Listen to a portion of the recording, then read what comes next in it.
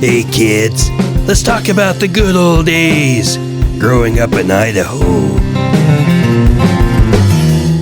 Hello everyone, welcome to another episode of Growing Up in Idaho, talking about the good old days. Lately there's been a little bit of talk and interest in the CCCs in Idaho. Most of you probably know that's the acronym for Civilian Conservation Corps. It was a work relief program that gave a lot of young men employment opportunities, mainly in environmental projects during the Great Depression. It was started in 1933 and ran until just a little bit after World War II started. And many considered the CCCs to be one of the most successful New Deal programs implemented by Franklin Roosevelt, who was president at the time. The idea, simply stated, was to put young men to work. Typically, these guys were out of work, and they were relatively uneducated and unskilled, and usually between the ages of 18 and 25. In fact, I think that was the requirement. According to record, the CCCs planted more than 3 billion trees and constructed a lot of trails and various other types of shelters for more than 800 parks nationwide. And they also helped to shape the modern national and state park system that we enjoy today. So if you go to a state park, wherever it is, and see some old trails or some of the construction there, it's possible the CCCs took part in that. Anyway, by July 1st, 1933, when the program started, nearly 1,500 work camps had been established, and right around 300,000 men were put to work. And it was considered to be the most rapid peacetime mobilization in American history. And as far as the Idaho CCCs go, they built roads and fought forest fires and planted trees and cleared and maintained a lot of the access roads into the national forests. And they did get paid. Each worker received about $30 per month. In addition to the room and board they received at whatever work camp they were assigned. And here's a little tidbit of information. The men were required to send about $20 of their monthly paycheck home to their families to help support them. And my grandfather, Harry Hicks, joined the CCCs right around 1935. His story in the CCCs is probably typical of an Idaho kid. He was raised in Passamaquoddy in Salmon, and it was a tough life. People at that time were tough as a result of the hard times. And so here's his story. I think you might find it interesting. It's taken directly from his life history that he wrote right around 1975. And just a plug for life histories, my grandfather Harry started on his story and wrote it all by hand. I have that book. It's written in pen and in his own handwriting, in his own language. He wrote just like he spoke. And it's interesting. And I knew my grandfather. I spent a lot of time with him. He was one of my favorite people. I heard all of his stories and experiences of life growing up in Idaho. But what a treasure it is to have those stories written down in hard copy. Anyway, I hope you enjoy his story of the CCC camps in Central Idaho.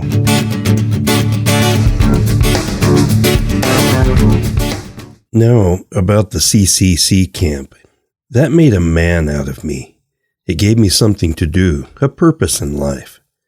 Some 10 or so boys that I was to feel sorry for, to protect, and lots of ability to protect them. At first, Alvin and I were put onto Wally Halton's gang running jackhammers. Of course, we were tried out on several gangs first.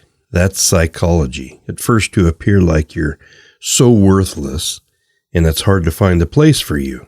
Well, we didn't blame old Wally, but I needed a way to get off the jackhammers. I found out that by biting your cheek far back in your mouth, you can spit up blood, and it won't hurt you.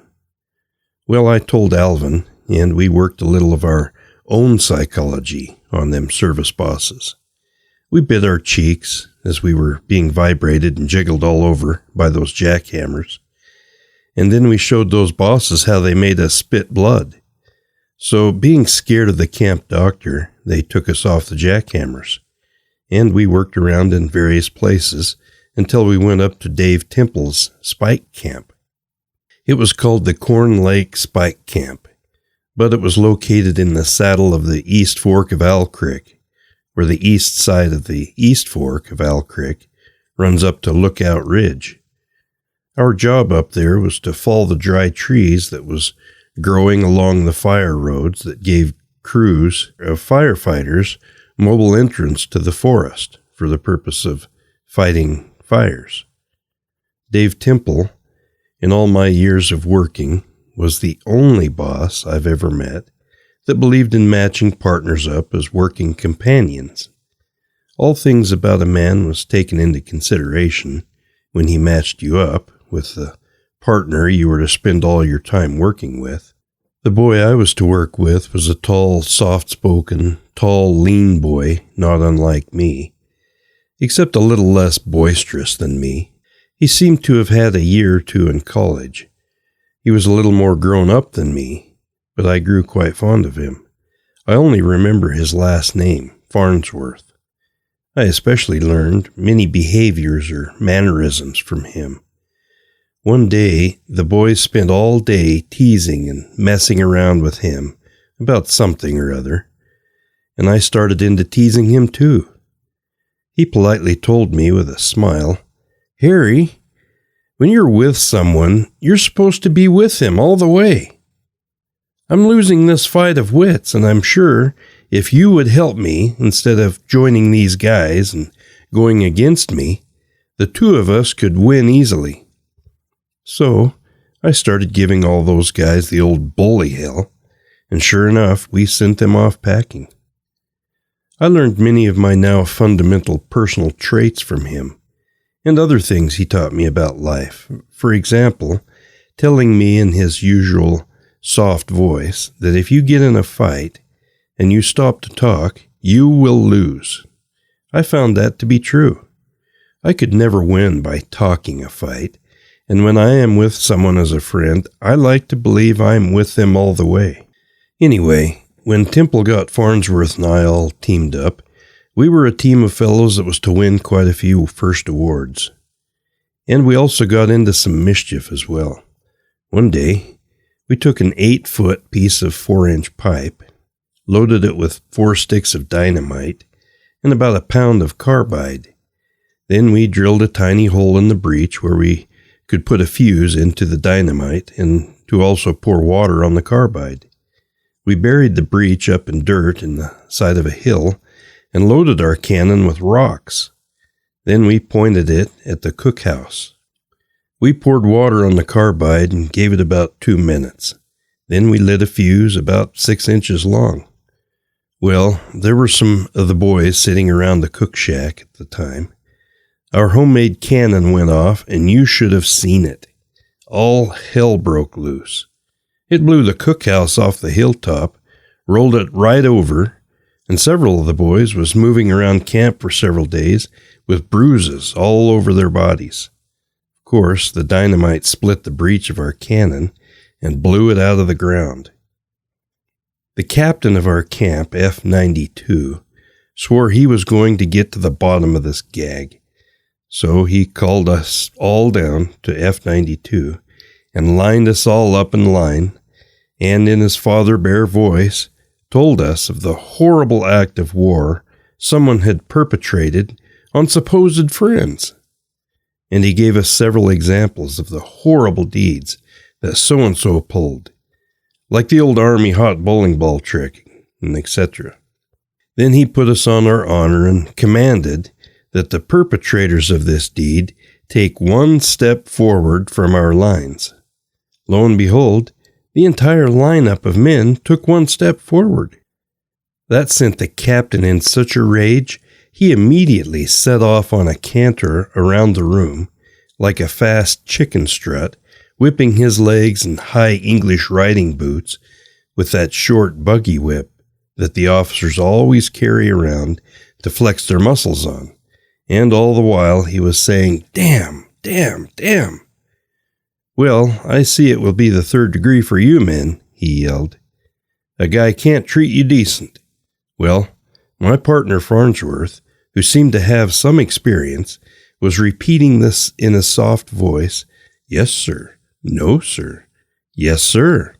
No, sir." I really think it had the effect of calming the captain down.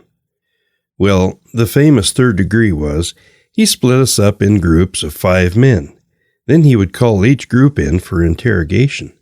Then after he had filed about half of us by him, he came hurrying out and told us not to worry. 2 of the boys had confessed. So we told him those 2 boys wasn't even there when it happened. Then he said he would have to revert to the tried and true method, called observance, to figure out who the culprits were. And he turned us loose to travel around the camp at our leisure, while he would watch us with a pair of field glasses. He finally gave it up, and we went back to our spike camp, laughing. After that episode, we felt very close to each other, almost like brothers, and we put our arms around each other and sang all of our old CCC songs. One of our favorites that we sang was "In the Valley of the Moon." One funny story I remember, when we went back to cutting trees, Jack Moss was chopping a tree down one morning.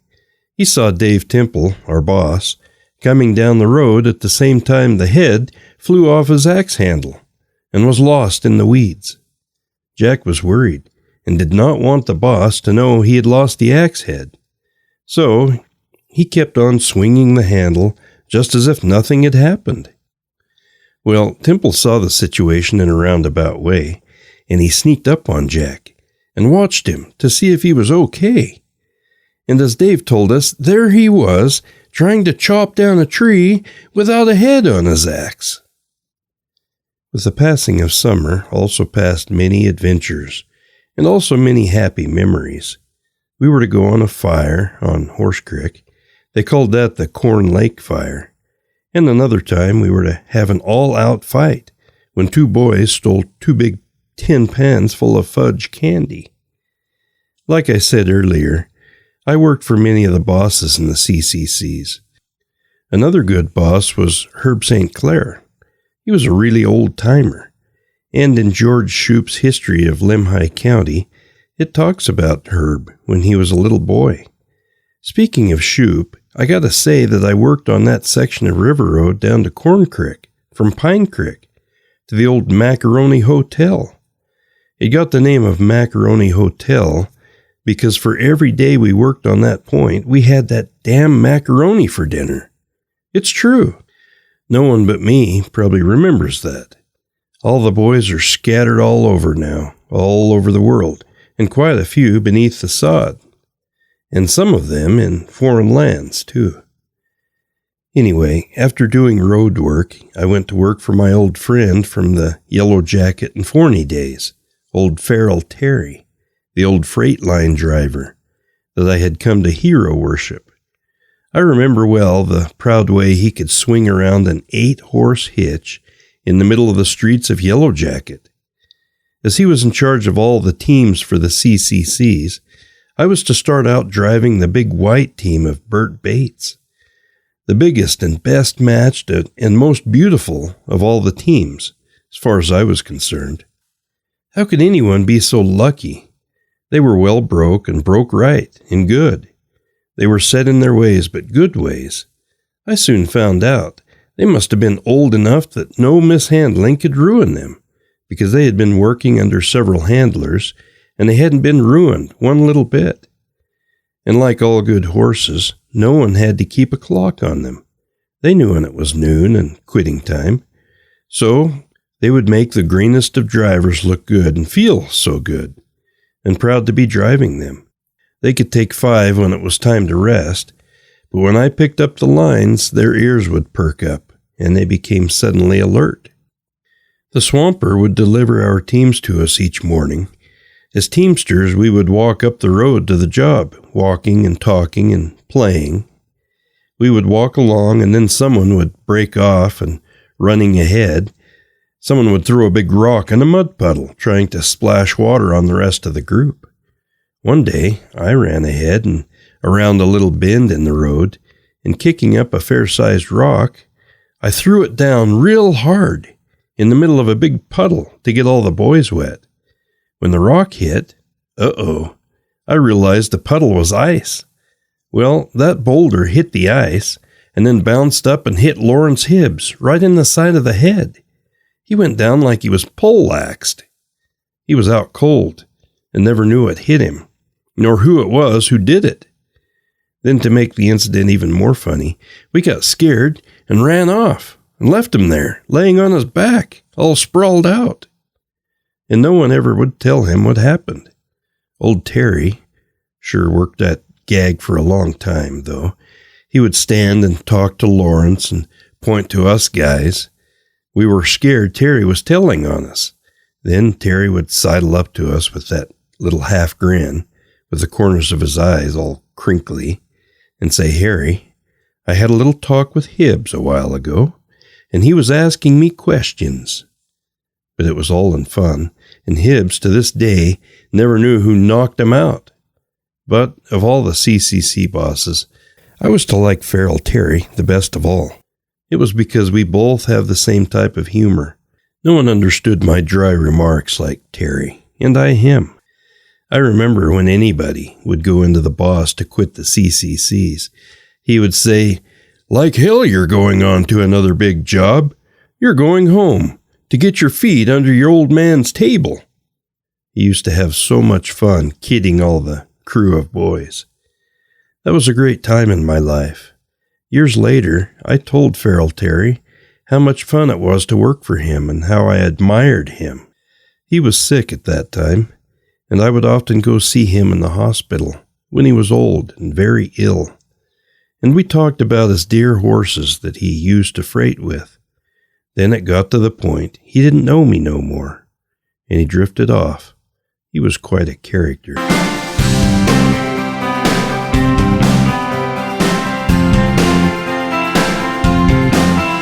Thanks for listening. Growing up in Idaho, the good old days.